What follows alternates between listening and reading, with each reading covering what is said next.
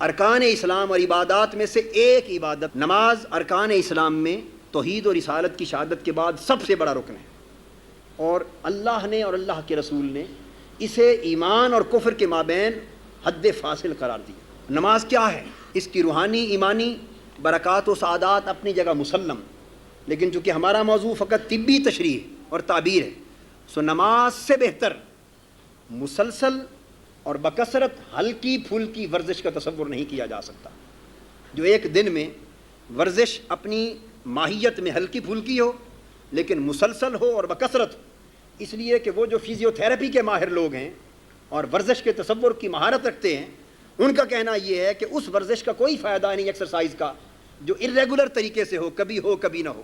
یا اتنی زیادہ ہو کہ انسان تھک ہی جائے، بلکہ وہ چاہتے ہیں کہ اس میں ریگولیرٹی ہو، ایک تسلسل ہو، کثرت ہو، ہلکی پھلکی ہو کہ جسم کو نقصان بھی نہ پہنچائے، اور اگر اس میں مداومت رکھیں تو وہ بہتر نتائج پیدا کرتی ہے۔ اللہ رب العزت نے اپنی عبادت کے طور پر بھی وہ عمل عطا کیا کہ جس میں ورزش اور فزیو تھراپی کی غالباً یہ تمام صورتیں بہتر صورت میں پائی جاتی ہیں۔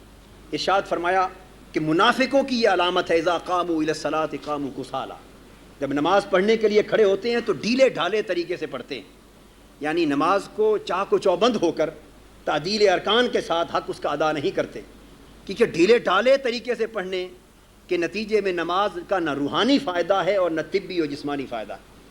قرآن کے ارشاد کے مطابق جب نماز کا جسمانی حق بھی ادا کیا جائے روحانی حق کے ساتھ ساتھ تو اس کے فوائد کیا ہیں؟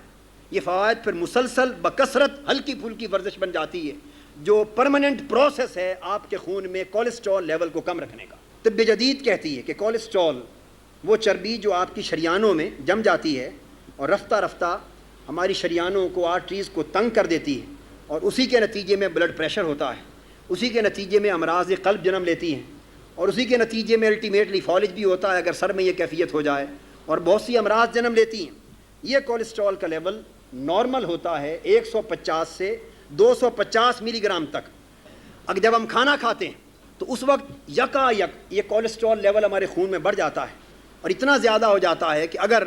ہم بسیار خوری کے مریض ہوں اور کثرت کے ساتھ کھانا کھاتے رہیں اور کولیسٹرول لیول مسلسل اونچا ہوتا رہے اور اس کی تحلیل کی کوئی صورت نہ ہو تو جس طرح کھال میں گارا جم جاتا ہے اور اس راستے کو تنگ کر دیتا ہے تو پانی باہر بہہ نکلتا ہے، اس طرح کولیسٹرول چربی جب آپ کی شریانوں میں جمتی ہے اور راستہ بہاؤ کا تنگ ہوتا ہے تو خون کا پریشر بڑھ جاتا ہے، اسی سے پھر ہارٹ اٹیکس کی بھی صورتیں پیدا ہوتی ہیں راست نالی کے تنگ ہونے سے، اور ساری صورتیں پیدا ہوتی ہیں۔ اگر یہ جم جائے کولیسٹرول تو جمے ہوئے کولیسٹرول کو اکھاڑ کر نکالنا بڑا مشکل پروسیس ہے جو قریب ناممکن یا محال ہے۔ سو اس کی ایک ہی صورت ہے کہ کولیسٹرول کو جمنے سے پہلے تحلیل کیا جائے۔ سو اللہ رب العزت نے ہم کو نماز پنجگانہ کا حکم صادر فرما کر ایک ایسا انعام فرمایا امت مسلمہ پر، عالم انسانیت پر، کہ وہ اوقات، یہ نقطہ قابل توجہ ہے، وہ اوقات جو خالی پیٹ کے نماز کے اوقات آتے ہیں، جب انسان نے کھانے سے اپنے پیٹ کو بھرا ہوا نہیں ہوتا اور کمپیریٹیولی پیٹ خالی ہوتا ہے، وہ ہے فجر کا وقت، اس وقت آپ کا پیٹ خالی ہوتا ہے،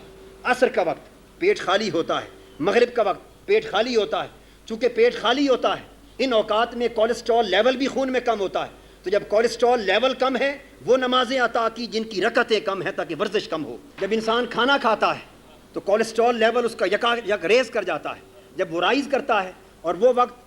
دوپہر کے کھانے کا اور رات کے کھانے کا ہے، تو دوپہر کے کھانے کے بعد 12 رکعتوں کی نماز ادا کی تاکہ کمپیریٹیولی زیادہ ورزش ہو اور کولیسٹرول کی تحلیل کی صورت پیدا ہو، اور رات کو چونکہ ظہر کو 12 دیں اس لیے کہ کچھ ورزش یوں ہو جائے، اور چونکہ دن جاگنے کا وقت ہے بقایا اس کے کام کاج کی صورت میں بھی ہو سکتی، رات کو کھانا کھا کر چونکہ اس نے بیڈ پر چلا جانا ہے، سونا ہے اور کوئی جسمانی ورزش نہیں، اس لیے 17 رکعتوں کی نماز ادا کی کہ سونے سے پہلے کولیسٹرول ٹھیک ہو جائے۔ اور نماز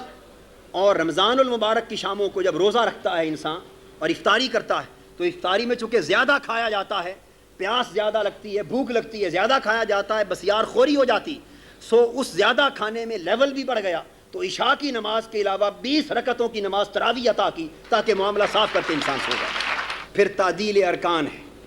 نماز تعدیل ارکان کے بغیر نہیں ہوتی کہ انسان اس کے سارے ارکان کو، واجبات کو، اعمال کو بڑی صحت اور اطمینان کے ساتھ نبھائے۔ تو اس میں تکبیر تحریمہ ہے جب انسان اپنے دونوں ہاتھ اوپر کانوں تک لے جاتا ہے، پھر اس کے بعد قیام کرتا ہے، پھر رکوع کرتا ہے، گھٹنوں پر اپنے ہاتھ رکھ کر اپنی پشت کو بالکل زمین کے ساتھ پیرالل کر کے اکڑ کے کھڑا کرتا ہے، پھر یکایک انہی گھٹنوں کے ہاتھوں کے بل کھڑا ہوتا ہے، پھر رکوع کے بعد سجدے میں جاتا ہے، اور سجدے میں جاتے ہوئے اسے پہلے زمین پر ہاتھ رکھنے کی اجازت نہیں ہے، پہلے گھٹنے رکھے گا بعد میں ہاتھ رکھے گا، اور سجدے سے اٹھ کر قیام کی طرف جاتے ہوئے ہاتھوں کے بل اٹھنے کی اجازت نہیں، بلکہ پاؤں کے گھٹنوں کے بل گھٹنوں پر ہاتھ رکھ کے اٹھے گا، پھر وہ تشہد میں بیٹھتا ہے، پھر دائیں اور بائیں منہ موڑ کر سلام کرتا ہے۔ یہ سب کچھ کیا ہے؟ پورے جسم کے سارے اعضاء کی اپنے اپنے مقام پر عضلات کی ورزش ہے۔ سلام میں آپ کے کندھوں کی عضلات کی دائیں اور بائیں منہ پھیرنے کی ورزش، اور فزیو تھراپی میں یہ کندھوں کے عضلات کی ورزش سجیسٹ کی جاتی ہے کہ آپ کھڑے کھڑے جسم کو ہلائے بغیر بالکل دائیں طرف بھی تکیں اور بائیں طرف بھی تکیں۔ اسی طرح جب آپ گردن جھکاتے ہیں، جب آپ اٹھتے ہیں، تو آپ کے جسم کے مختلف عضلات کی مسلسل ورزش ہوتی رہتی ہے۔ اگر کسالہ کے طریق پر نہ ہو تو یہ نماز آپ کی فزیو تھراپی کی بھی بہترین صورت ہے۔